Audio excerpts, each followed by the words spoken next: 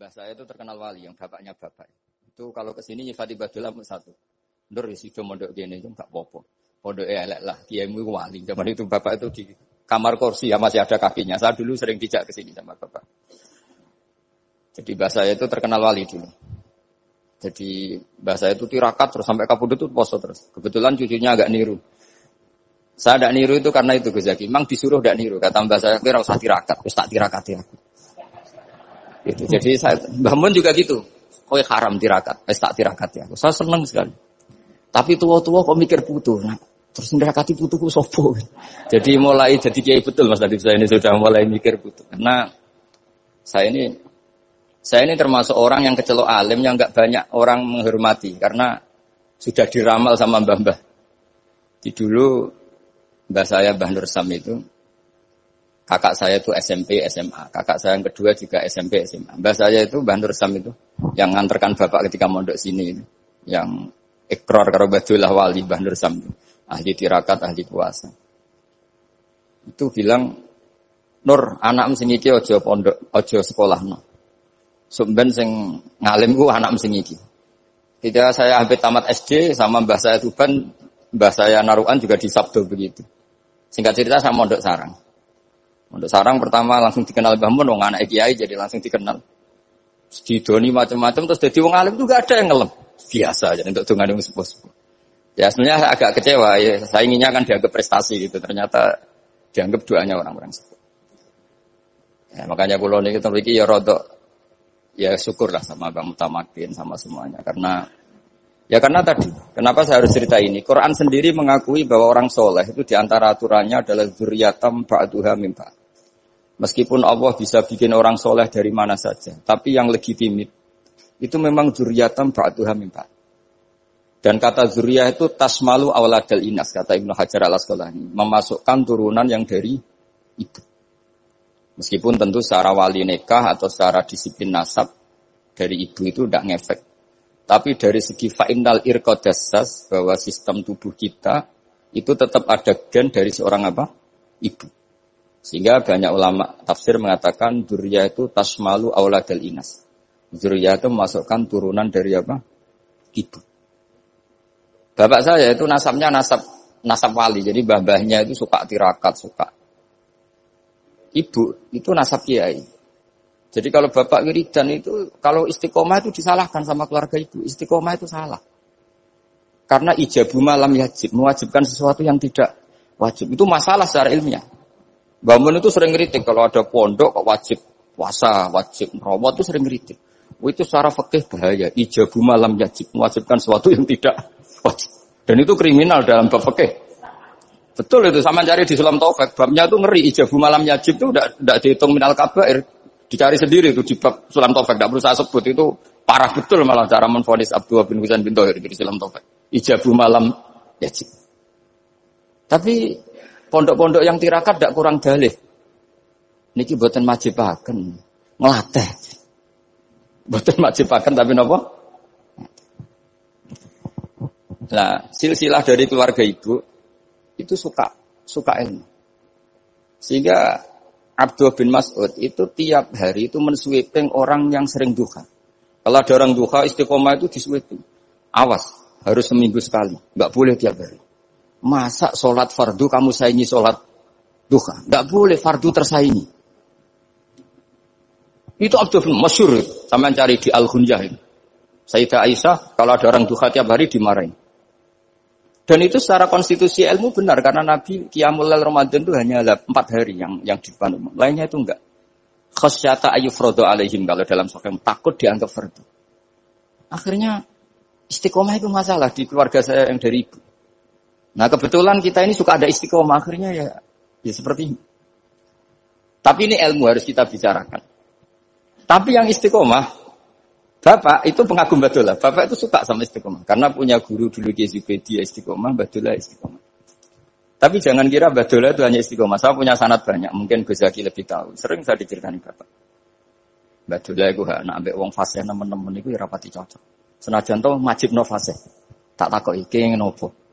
Empuk nak ke fasihan darani wong awam untuk ganjaran. Mergo macane Quran gak fasih. Padahal untuk ganjaran mergo seneng Quran. Jadi terus tak takoki bapak, niku saged damel syariat mboten? Ya ora kena, pokoke ngono. Jadi gue ngekrori. Artinya beliau ndak ingin lah.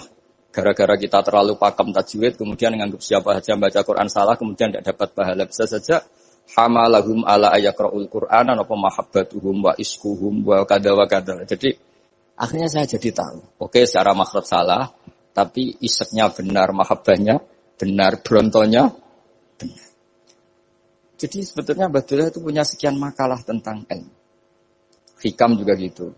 Nur nak cah santri ngaji Ihya itu jauh oleh. Saya nak hikam mojo. Maksudnya beliau entah kalau setelah itu Badullah itu melarang siapa saja santri ngaji hikam itu dilarangnya ada kelas tertentu untuk boleh ngaji hikam. Nah, kenapa saya cerita ini? Karena saya masih ingat betul di antara wasiatnya Mbah Mun itu.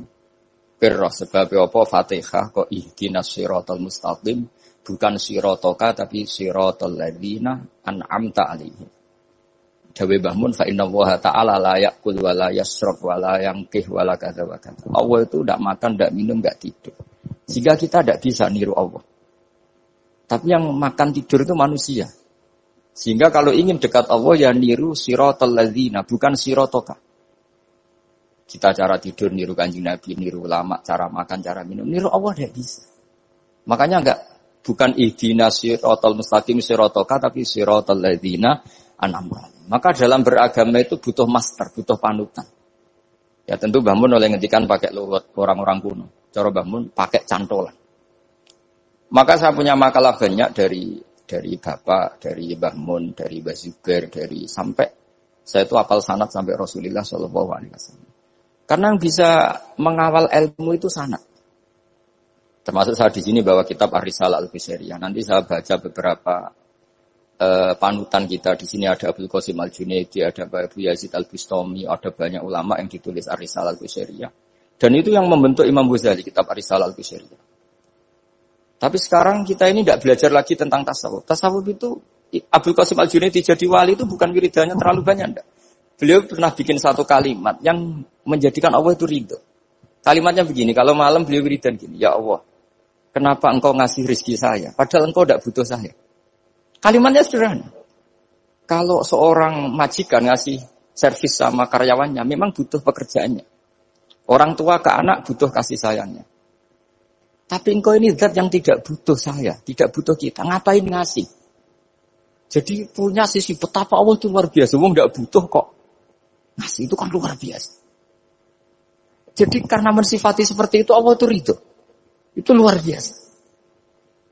Normalnya orang memberi itu kan, apalagi orang memberi kiai itu kacau sekali. 1.000 jaluk swarga. Salam template 1 juta wae jaluk apa? Swarga itu parah lagi. Nanti kalau enggak masuk surga tunda-tunda. Itu ngeri lagi itu 1 juta minta apa? Surga. Sayyidina Ali itu diantara sebabnya beliau dekat Allah itu karena muamalahnya sama Allah itu benar. Di antara muamalah itu yang diriwayatkan di kitab Ar-Risalah Al-Qusairiyah adalah masyhur itu. Kafani izzan antakuna li rabban wa kafani fakhran an aku nalaka abdan. Tiap malam ya beritanya itu. Ya Allah, saya sungguh sangat mulia karena engkau yang jadi Tuhan. Coba kalau saya dituhani manusia yang mati atau dituhani siapa yang mati juga. Wa kafani fakhran an aku nalaka abdan. Saya ini bangga sekali karena jadi budak, jadi hamba zat yang tidak mati. Jadi pakem-pakem yang menjadi masyrab kalau dalam bahasa tasawuf. Itu yang menjadikan wali. Sehingga yang dikatakan ibadah itu apa? Ma'rifatullah. Mengenali Allah secara benar.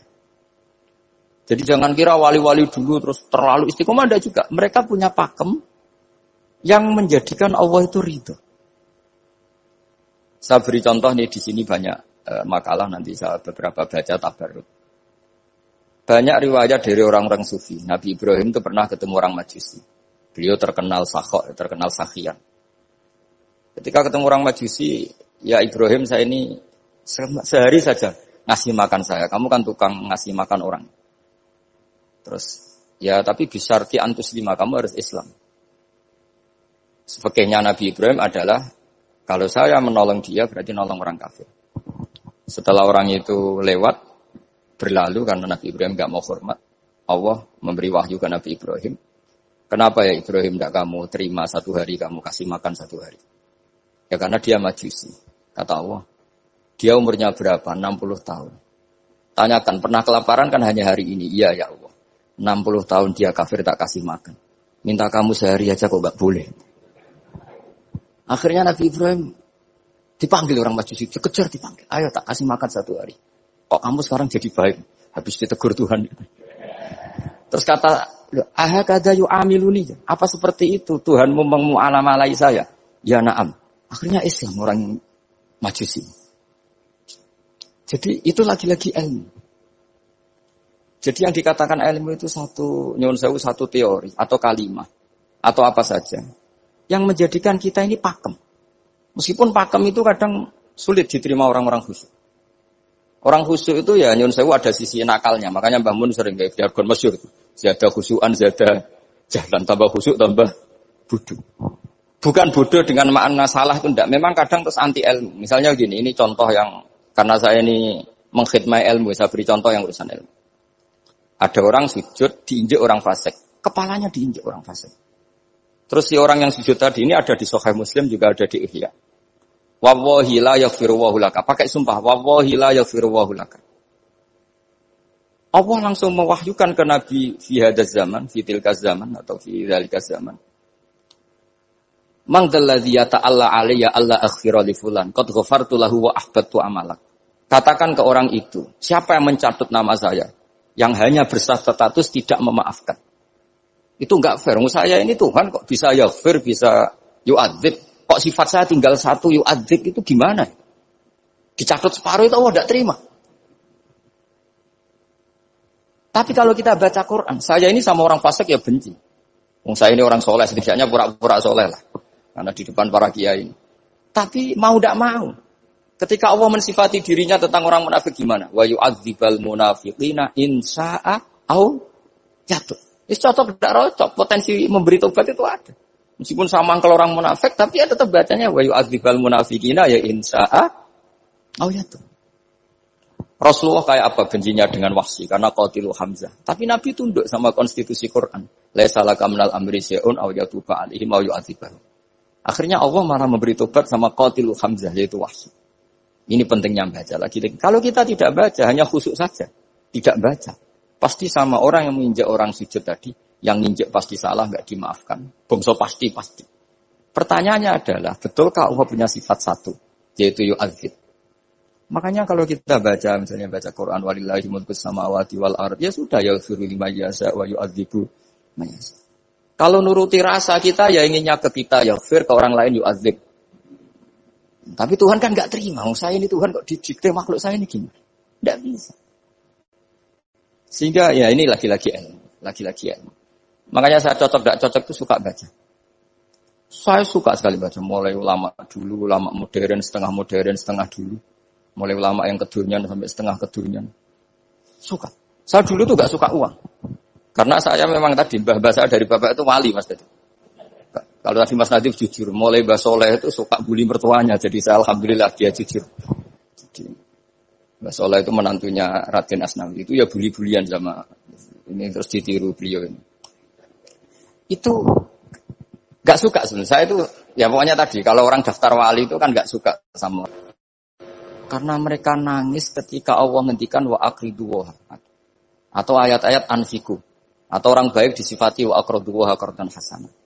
Itu hadal khitab li ahlil jiddi was sarwah. Ini khitab untuk orang kaya. Kalau isin Gusti jenengan nampen ngongkon infak kok kalau diinfaki. Jenengan nampen ngongkon ngamal kok kalau di ngamali. Jadi maka yuhibbunal mal, mereka tidak suka harta. Walakin diana luladzatal khitab bil infak, dan itu harus kaya dulu untuk bisa infak. Jadi itu uniknya. Akhirnya saya Imam Sa'roni penting juga kaya. Jadi wali untuk suka harta itu nunggu diperintahkan Allah. Alhamdulillah kita tidak sudah wali dulu karena sudah senang harta wali. Jadi kayaknya keren kita dibanding wali-wali itu. Artinya wali itu tahu pentingnya harta setelah jadi wali. Kita alhamdulillah mulai kecil sudah tahu pentingnya harta. Kayaknya kita lebih wali. Imam Syafi'i itu dulu gak suka sama orang kaya. Saya berkali-kali ceritain. Karena dia dididik Sufyan As-Tsauri, Sufyan bin Uyainah. Tapi ketika ketemu Imam Malik itu kaya raya. Meskipun dia hidupnya sederhana, tapi kaya raya.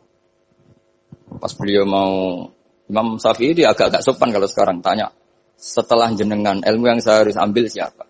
Kata Imam Malik, yang sealim saya itu sudah meninggal Abu Hanifah, tapi muridnya masih, namanya Muhammad bin Hasan Asy-Syaibani. Kamu datang ke sana. Semalam itu Imam Malik dikasih uang 500 dinar. Padahal 1 dinar itu 4,25 gram. Bisa dihitung berapa ratus juta. Terus separuhnya dikasihkan Imam Syafi'i. Nah, tidak kasangoni. Pagi-pagi diajak ke Baki. Dulu Baki itu ada kafilah rental unta. Mana kafilah yang mau ke Irak? Kita. Ya sudah ini antar. Tak bayari. Diantar Imam Syafi'i. Diantar ke Imam Muhammad bin Hasan Asy-Syaibani di Irak. Itu ketemu Muhammad bin Hasan Asy-Syaibani pertama itu apa? Beliau itu kalau ngitung uang di meja. Emas-emasnya di meja, uangnya dolar, semuanya di meja. Tambah kaget. Ini saya sama Imam Malik ingkar, ini malah lebih parah lagi. Kata Muhammad bin Hasan Asy-Syaibani, "Atajabu min hadza." Kamu kagum dengan ini, merasa aneh? Iya. Ya sudah, ini tak kasihkan orang fasik. Tinggo demenan, tinggo judi. Jangan, jenengan saja. Kalau jenengan kan orang soleh dipakai kebaikan. Berarti orang soleh boleh kaya. Angsal-angsal. Semenjak itu Imam Syafi'i kebablasan. Sampai fatwa kiai fakir itu haram. Kiai bisa bikin rumah bagus, bikin rumah jelek. Haram. Suasa al-Islam ya Allah wala yulah.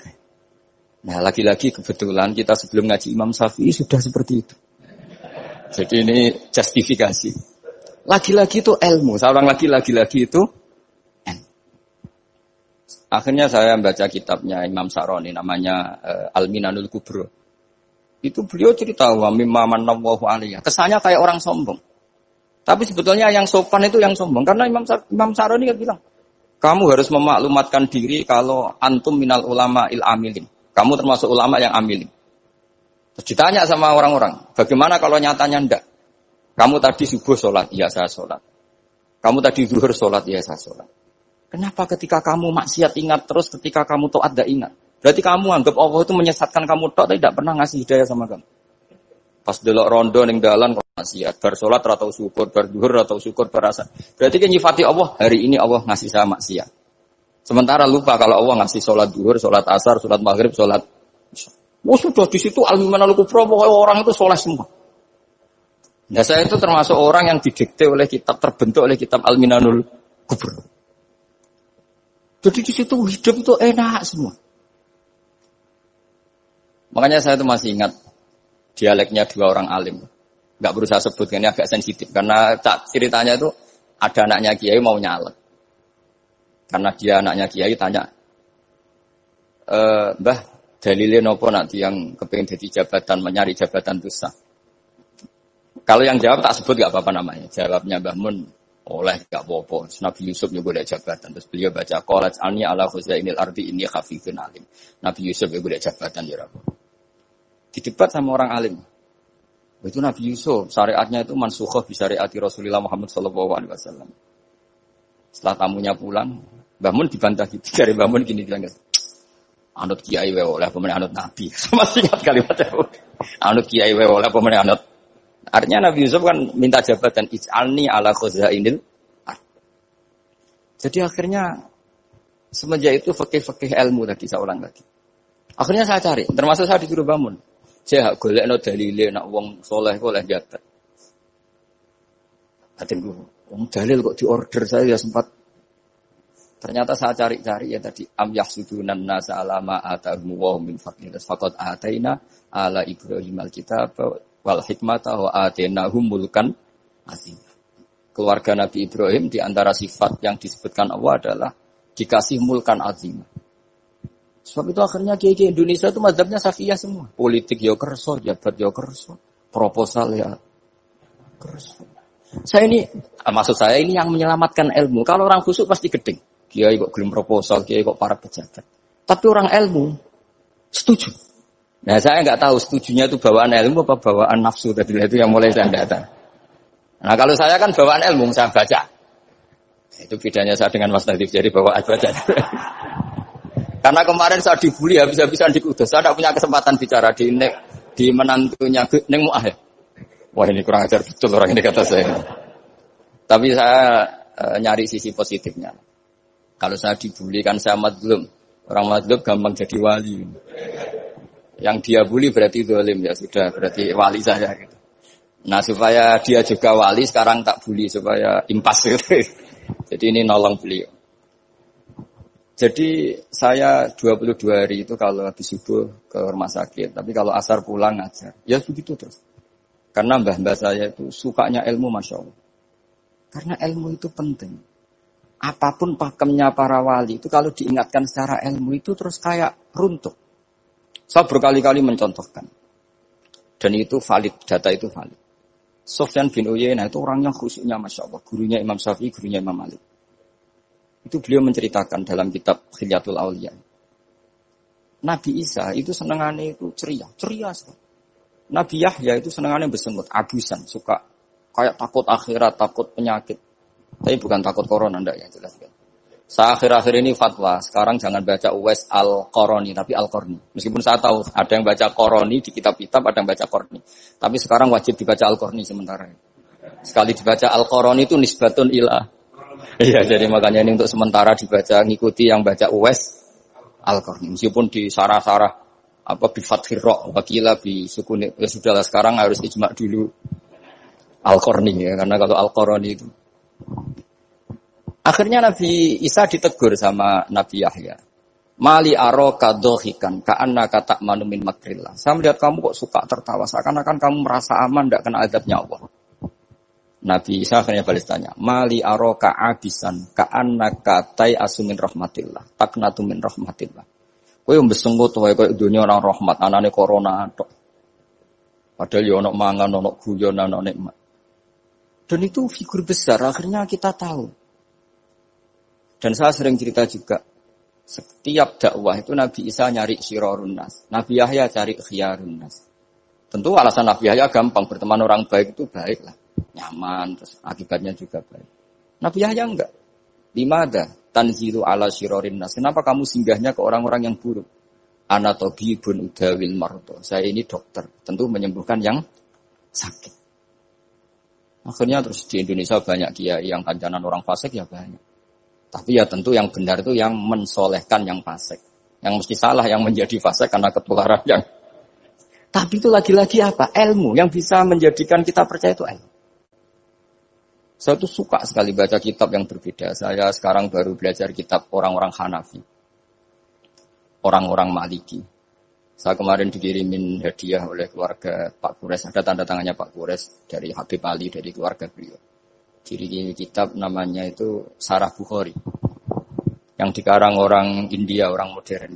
Anwar ya. Kiai Anwar Shah. Orang-orang India, ya orang Shah. Itu beliau termasuk mujaddid kalau dalam perasaannya orang India. Mensarai Bukhari ya, kira-kira sanadnya Sayyid Muhammad ke beliau itu 3 atau 4. Beliau termasuk orang-orang yang bisa membentuk India seperti itu. India kan banyak syurahul hadis, termasuk Waliullah Ad-Dahlawi, terus Syekh Yusuf Al-Kandahlawi, banyak lah saya. Itu beliau cerita di kitab-kitab itu bahwa ilmu itu harus diungkapkan. Terus beliau cerita banyak tentang kewalian. Sampai dalam cerita kewalian itu unik. Dan terus tak jadi wali itu gampang sekali. Ya di antaranya itu wali itu mau modal rasido. Sab'atun yudhilluhum wa fi dhillihi yawma la dhilla illa dhilluh. Itu di antaranya itu wa rajulun da'athu imra'atun datu jamalin wa mansibin faqala inni akhafu. Mau modal gak sido. Wis dijak wong ayu menarik muni ra gelem. Modal ra gelem iku wis iso dadi wali. Iku yuzilluhum wa fi dhillihi yauma la dhilla. Ya. Nah, masalah kita ora digelemi lah itu masalah. Itu sangat. Jadi gampang sekali dalam kitab Al-Minanul Kubra. Dan kalau baca itu enak. Misalnya gini. Tentu masa lalu kita yang buruk itu tidak diceritakan orang lain. Dan itu kadang karena gengsi. Tapi kalau melihat hadisnya Nabi itu gampang sekali. Kullu ummati mu'afan ilal mujahirin. Umatku semua itu dimaafkan. Kecuali yang memperlihatkan salahnya dosanya. Jadi gak boleh kalau sampean sekolah gak naik kelas cerita anaknya. Kalau saat dulu gak naik kelas. Kalau punya utang koperasi gak pernah bayar. Gak boleh. Cerita seperti itu. Kalau ditanya, Bapak dulu pinter gak? Oh pinter sekali. Harus bilang gitu, pinter sekali. Pernah ranking sekali. Sudah gak apa-apa itu. Meskipun dengan makna yang lugawi ya. Saya dulu iskal. Kan nyun sewu saya ini sering diparani orang yang mau tobat cerita Gus saya dulu sering main perempuan, sering mabuk, tapi sekarang saya mau tobat gini-gini. Karena ini orang awam, tak terima. Tapi saya bilang gini, kamu jangan cerita ke anak kamu. Terus dia cerita, tapi kan saya harus jujur. Karena ilmunya dia baru selalu jujur itu penting. Gitu. Terus pokoknya menurut kula ora oleh cerita, pokoknya ora oleh cerita. Ya Gus oke nurut. Setelah itu saya nyari-nyari sarah, termasuk kitab itu. Kok bisa orang yang tidak mujahirin, orang yang menutupi salahnya malah dimaafkan, yang cerita jujur pernah salah malah tidak. Sangat bener. Misalnya seorang bapak cerita, "Jong aku dhisik nak pacaran tak ambung." Misalnya, anaknya mesti suatu saat kan dia puber. Mesti nak ngambung niru bapak. Nah, kalau yang cerita itu ribuan atau jutaan. Jong aku zaman yang pondok itu rezekiku kok bodoni. Kan terus jadi syariatun mutabah. Apalagi yang cerita ini ternyata jadi kiai, ternyata gitu ya tetap jadi kiai. Jadi kalau pura-pura soleh di rumah pura-pura soleh, seakan-akan di pondok tidak pernah kodok, tidak pernah setor meluntir, tidak pernah apa kan? Katanya, lalu lucunya, oke itu alasan. Alasannya Imam Ghazali itu paling masuk akal. Ini saya cerita. Illa aliman barokahnya baca Imam Ghazali. Fa inna Allaha ta'ala yakrahu zuhural ma'asi. Wa min asbabi zuhur adalah al-mujaharah. Karena Allah itu gak suka maksiat itu begitu kelihatan. Dan awal dari kelihatannya maksiat adalah semua orang cerita. Akhirnya maksiat dianggap biasa saja. Jadi kalau semua orang cerita zaman mondok nakal itu akhirnya semua orang yang nakal. Oh itu niru kiai ini, karena ini niru kiai. Kan repot. Tapi kalau semua kiai sok suci atau suci betul, dan semoga ya suci betul. Kan yang maksiat, yang mau maksiat ini gak punya alasan. Karena masternya gak pernah maksiat. Meskipun sebagian yang seutuhan gak pernah konangan. Tapi gak tahu pokoknya yang penting seperti itu. Itu hebatnya konsepnya. Saya dulu ya iskal loh. Kok? Ya tadi. Kullu ummati mu'afan illal mujahiri. Saya dulu se-iskal. Tapi setelah baca Ihya kata Imam Ghazali. Karena Allah itu gak suka zuhural ma'asi. Allah gak suka kalau maksiat terlalu muncul. Dan termasuk sebabnya muncul adalah setiap orang jujur menceritakan masa lalunya. Sebab itu kita sebagai orang Islam yang entahlah istilahnya apa. Kalau istilahnya Mas Najib Islam Nusantara atau moderat macam-macam lah. Saya termasuk orang yang sebetulnya ingin gak setuju. Bukan karena menentang. Nanti ngapalkan firqahnya kebanyakan. 72 aja ngapalkan banyak ditambahi Islam Nusantara, Islam moderat, Islam garis. Apa lagi itu? Oh garis lurus. Ada yang lagi lucu. Ya, macam. Tapi setelah saya ulang lagi, setelah baca banyak, itu akhirnya menjadi tahu. Karena apa ya? Fitrah salimah kita. Misalnya gini, ada cerita di kitab-kitab. Nabi Musa pernah istisqa enggak mandi. Kan enggak terima, dia seorang nabi kok istisqa enggak mandi. Saya ini kali muka ya Allah, kenapa doa saya enggak mandi? Terus kata Allah, inna fihim namaman. Di antara yang berdoa sama kamu yang istighosah kubro itu ada yang namaman, tukang adu-adu. Nabi Musa ngajarin Tuhan. Ya Allah kan gampang. Kasih tahu dia siapa tak usir. Supaya tidak ikut istighosah. Akan selesai. Terus dari pengiran lucu. Saya ini Tuhan. Anha anin namimah. Saya ini Tuhan yang mengharamkan namimah. Maka saya tidak akan namam. Anha anin namimah wa akunu namaman. Saya ini mengharamkan adu-adu kok terus. Dudono sing kan ya sudah Gusti kalau gitu. Lalu solusinya gimana ini? Tadi solusinya gimana Tuhan? Ya sudah kamu nyari hamba saya yang namanya ini. Cari sama Nabi Musa. Ketemu orang namanya hitam. Makanya saya sama Mas Nadim itu sungkan karena di antara wali itu ada yang hitam.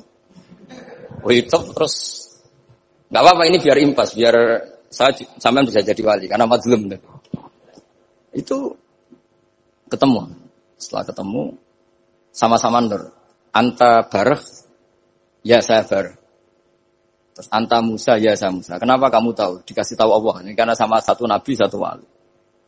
Terus saya ini mau istisqa gak mandi, tapi sama Allah disuruh minta doa sama kamu. Itu doanya tuh ngawur sekali, bukan sekedar ngawur sekali. Ya Allah, apa engkau sudah tidak punya stok air sehingga tidak ada hujan gitu.